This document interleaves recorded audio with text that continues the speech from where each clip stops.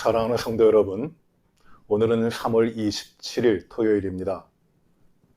사순절의 34번째 날입니다. 오늘도 저희가 하나님 말씀 묵상하며 이 하루를 시작하십니다. 기도하시겠습니다. 아버지 하나님 감사합니다. 또 새날을 주셨으니 감사합니다.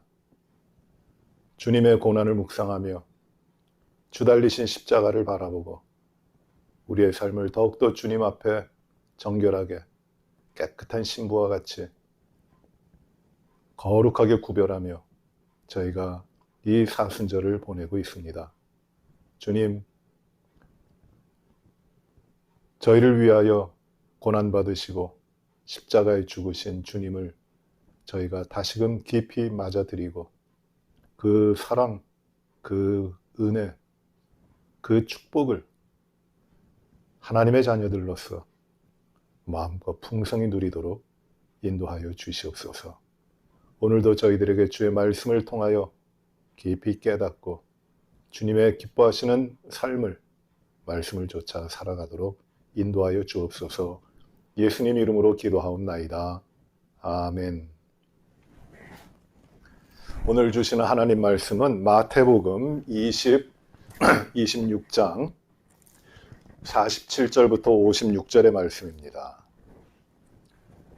마태복음 26장 47절부터 56절의 말씀입니다.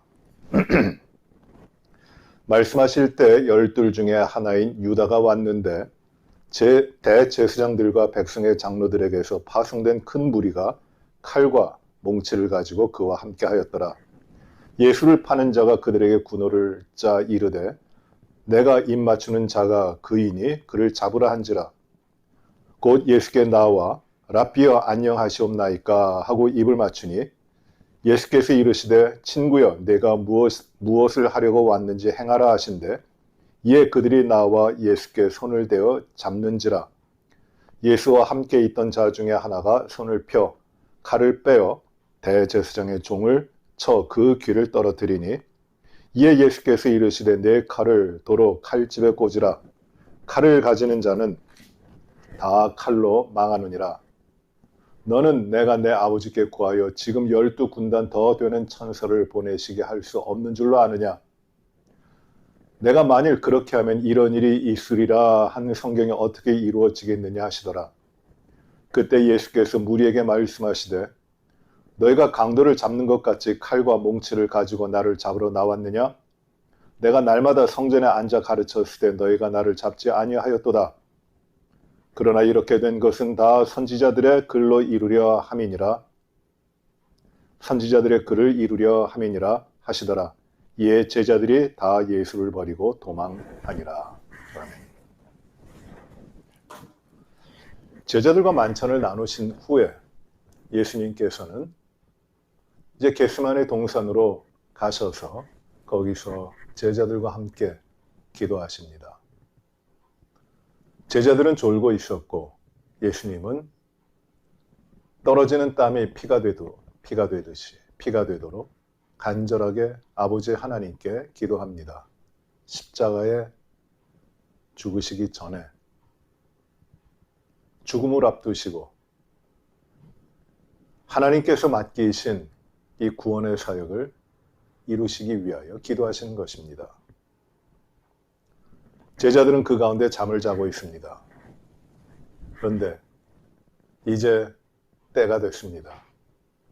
말씀하실 때 제자 중에 하나였던 가룟 유다가 만찬 자리에서 나갔다가 대제사장 무리들에게 가서 그들로부터 큰 무리를 얻고 그리고 예수님을 잡으려고 지금 이 겟세마네 동산 깜깜한 가운데 그 동산으로 왔던 것입니다. 가룟 유다는 예수님의 12 제자들 가운데 유독 한 사람인 이 가룟 유다만이 갈릴리 출신이 아니라 유다 출신이었습니다. 유대 출신이었습니다. 그러니 갈릴리의 주로 어부였던 사람들과는 달리 그래도 좀 배경이 있고 똑똑했던 사람이라고도 생각이 됩니다. 그런데 그는 특별히 가롯 유다라고 불려지죠. 유다인데 가롯 유다, 이스카리오트. 가룟이라는 말은 무슨 뜻이냐면, 이스카리오트라는 말은 무슨 뜻이냐면 단검이란 뜻입니다. 작은 칼, 단검입니다.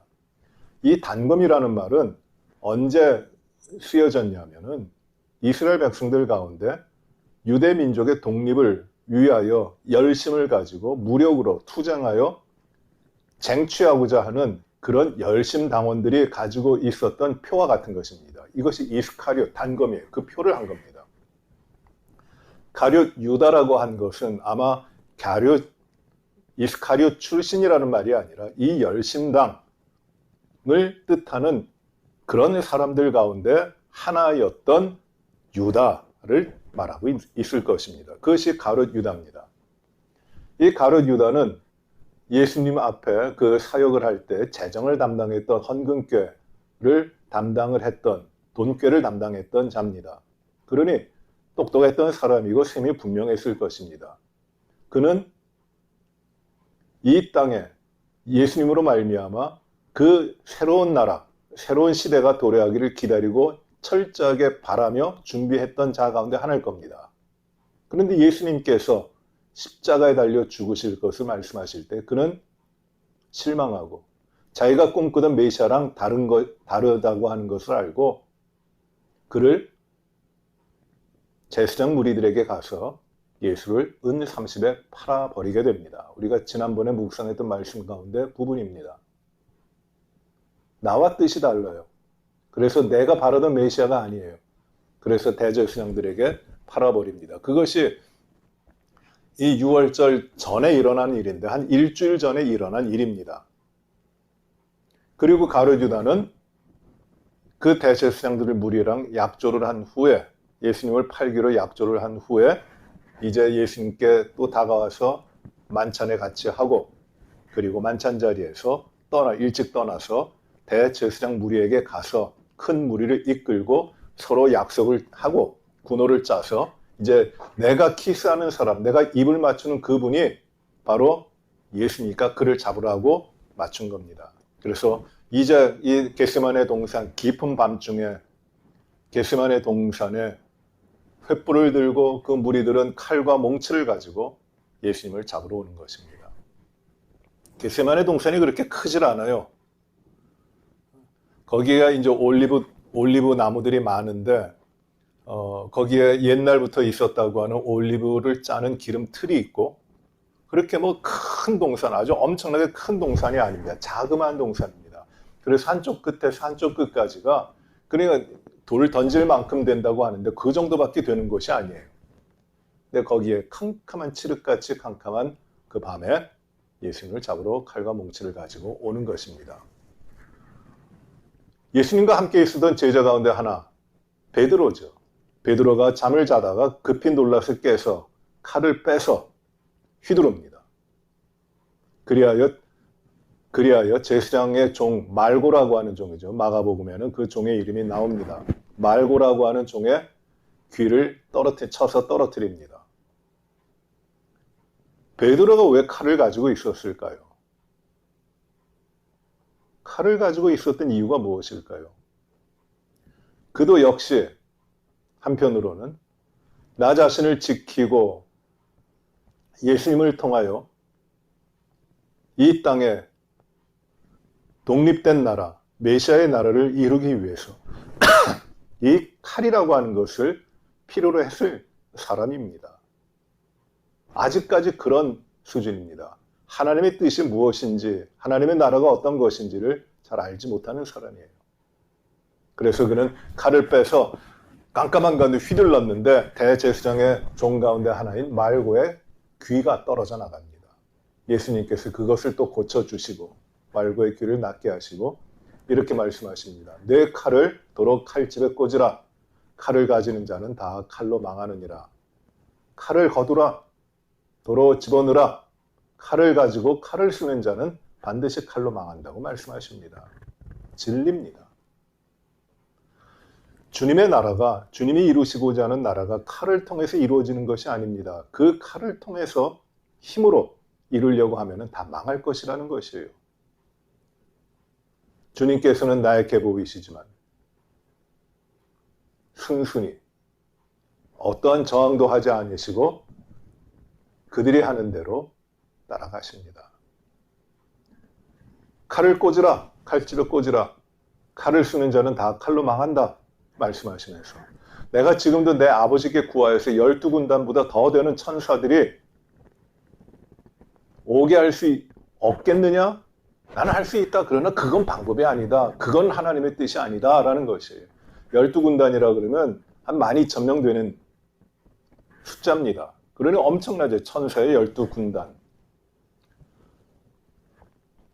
만일 그렇게 하면, 만일 칼을 써서 막을 수가 있고, 칼을 써서 지킬 수가 있다면, 또 천사들 보내서 이 둘러싸고 있는 모든 무리들을 다 패하여 버림으로 말미암아 승리할 수 있어서 있다면은 어떻게 되겠는가?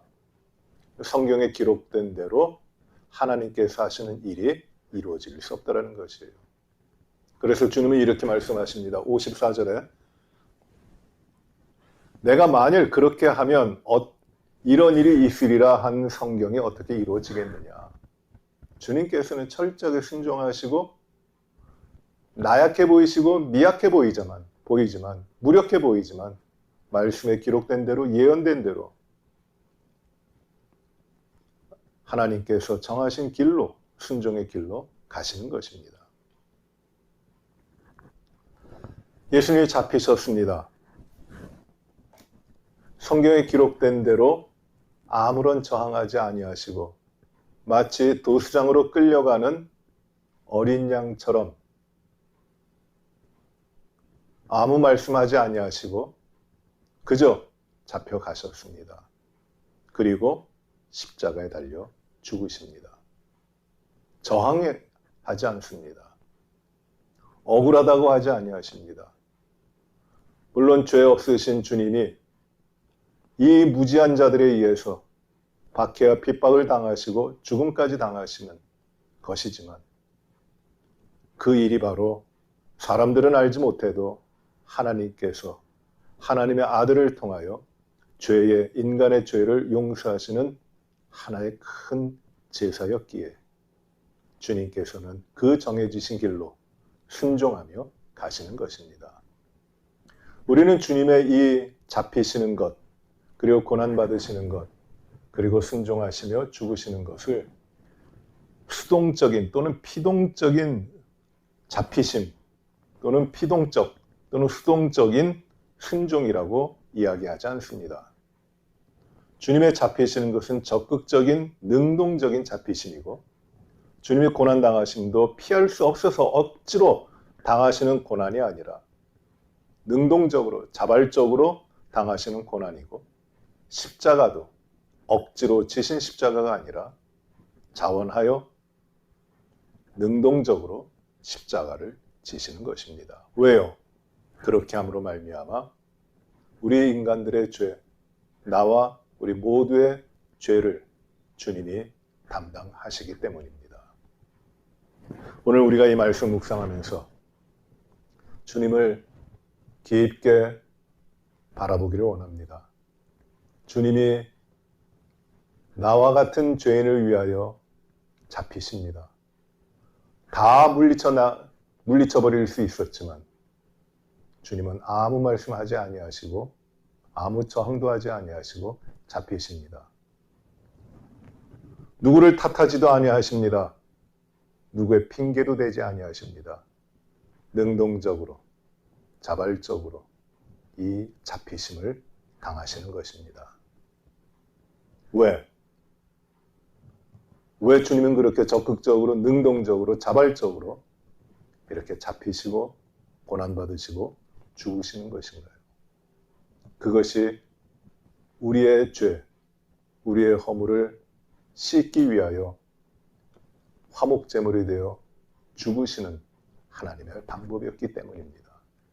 그리하여 말씀에 기록된 대로 그대로 순종하심으로 성경이 응하여 이루어지도록 하시는 것이에요. 예수님이 십자가에 달리시면서 마지막으로 하신 말씀이 무엇이냐면 다 이루어졌다라는 말씀입니다. 다 이루어졌다. 하나님께서 말씀하신 대로, 예언된 대로, 하나님의 뜻하신 대로 모든 것이 다 이루어졌다라는 것입니다. 내가 다 이루었다가 아니라 하나님께서 계획하시고 하나님께서 이루시고자 하시는 대로 다 이루어졌다라는 말씀이에요. 그 가운데는 바로 오늘 잡히시는 것도 포함되는 겁니다. 54절에 우리가 봤습니다. 내가 만일 그렇게 하면 이런 일이 있으리란 성경이 어떻게 이루어지겠느냐. 성경이 이루어집니다.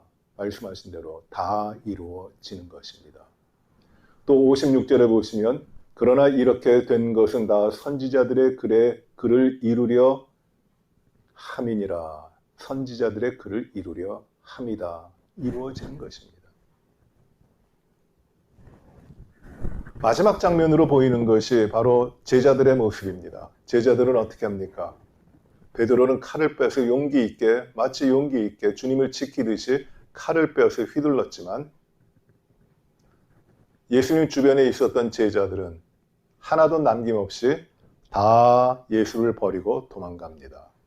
한 명도 남김이 없습니다. 다 도망갔다고 합니다. 정신없이 다 도망갑니다. 나는 살아야겠다 그러고 다 도망갑니다. 그래서 특이하게 이 겟세마네 동산에서는 예수님과 그 제자들이 함께 있었지만 잡힌 사람은 예수님 한 분밖에 없고 다 도망갑니다. 그리고 이 대제사장의 무리들은 예수님의 제자들을 잡으려고 하지 않습니다. 오직 예수님 뿐이었습니다. 우리도 마찬가지일 겁니다. 우리가 지킬 수 있는 것이 무엇이고 우리가 이룰 수 있는 것이 무엇일까요? 베드로는 어떻게 이야기했습니까? 모두 다 주님을 배반한다 할지라도 나는 절대 주님 배반하지 않습니다. 큰 소리 쳤습니다. 그러나 베드로는 먼저 주님을 떠나버립니다.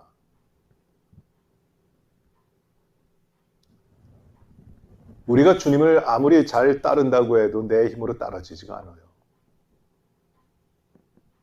내가 결단이 아무리 세다 그래도 이루어지지 않아요. 이 제자들의 모습 보시면 다 흩어집니다. 다 도망갑니다. 그런데 이 제자들이 새로운 힘을 얻고 이제는 도망가는 자들이 아니라 복음을 위하여 우리 주님의 생명을 가지고 이 두려움 없이 복음을 전하는 자들이 되는 것은 무엇이냐면 부활하신 주님을 만나고 그리고 성령의 충만을 받는다. 이것이 이제 부활하신 주님 그리고 성령 강림 그것 이후에 이 다 도망갔던 제자들은 하나도 남김없이 생명을 아낌없이 주님 앞에서 드리면서 도처에서 모든 것 가운데서 복음을 증거하기에 자신의 생명을 아깝지 않게 바치며 헌신했던 것입니다. 이런 변화가 일어납니다. 도망가는 자들이 아니라 생명을 드리는 자들이 되는 것입니다. 부활하신 주님을 만나고 성령의 충만을 받고 우리들의 삶도 이제 이 단계로 이어져 가야 됩니다. 도망가는 자들이 아니라 우리 것으로 보면 우리의 삶으로만 보면은 도망갈 수밖에 없는 자들이지만 그러나 부활하신 주님을 만나고 성령의 충만함을 받은 이후에 그로 말미암아 도망가는 자가 아니라 이제 주님을 증거하는 자로 변화가 되는 것이에요. 오늘 우리가 이 말씀 묵상하면서 우리 주님의 고난당하시니 어떤 잘못과 허물 때문이 아니고 온전히 나를 위하여 예언된 대로 말씀에 기록된 대로 온전히 순종하시면서 당하신 것을 우리가 묵상하며 우리도 주님의 길을 따라 주님과 함께 고난받으며 주님 앞에 순종하면서 주님의 생명을 전하고자 힘쓰고 애쓰는 그 삶이 이루어져야 되겠습니다. 오는 주일, 내일이 종려주일이고요. 그리고 월요일부터 고난주간이 시작됩니다. 우리 모든 성도님들이 이 고난주간에 더욱 주님 앞에 가까이 가시고 주의 고난당하심을 깊이 우리 삶 가운데 채우시고 주님과 함께 하시는 거룩한 삶을 사시기를 바랍니다. 고난주간 동안에 매일 아침 6시에 새벽 기도를 가집니다. 특별 새벽 기도를 가집니다. 주님의 십자가, 나의 십자가라는 주제를 가지고 우리 십자가를 깊게 묵상하며 주님의 고난의 의미를 찾고 우리의 삶에 이루어질 하나님의 이 고난의 축복을 누리고자 합니다. 우리 모든 성도님들이 다 참여하시고 더욱 주 앞에 다가가시는 이러한 고난주간이 되시기를 바랍니다. 기도하십시다. 은혜로우신 아버지 하나님 감사합니다. 자기의 힘으로 지킬 수 있는 것이 아무것도 없었지만 주님은 배반자의 앞에서 칼을 들고 몽치를 들고 쳐들어오는 그 극악한 자들 앞에서 아무 말씀도 하지 아니하시고 다 내어주심으로 말씀이 기록한 대로 다 응하게 하여 이루신 하나 주님이심을 저희가 보고 능동적으로 자발적으로 이 고난을 담당하신 것을 저희가 말씀을 통해서 봅니다. 사람이 이루려고 했던 것이 무엇이 이루어진 것이 있겠습니까?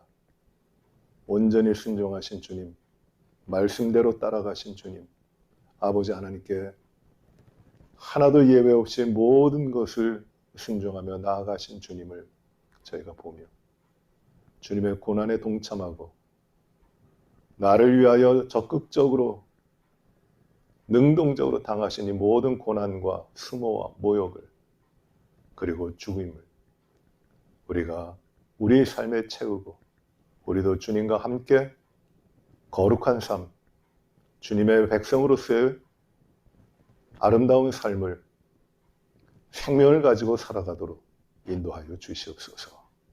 비겁한 자 되지 않게 하시고 두려워하여 떠는 자들 되지 않게 하시고 고난당하신 주님, 십자가에 죽으신 주님을 부활 가운데 다시금 만나 부활의 생명으로 성령의 충만함으로 저희가 체험을 입어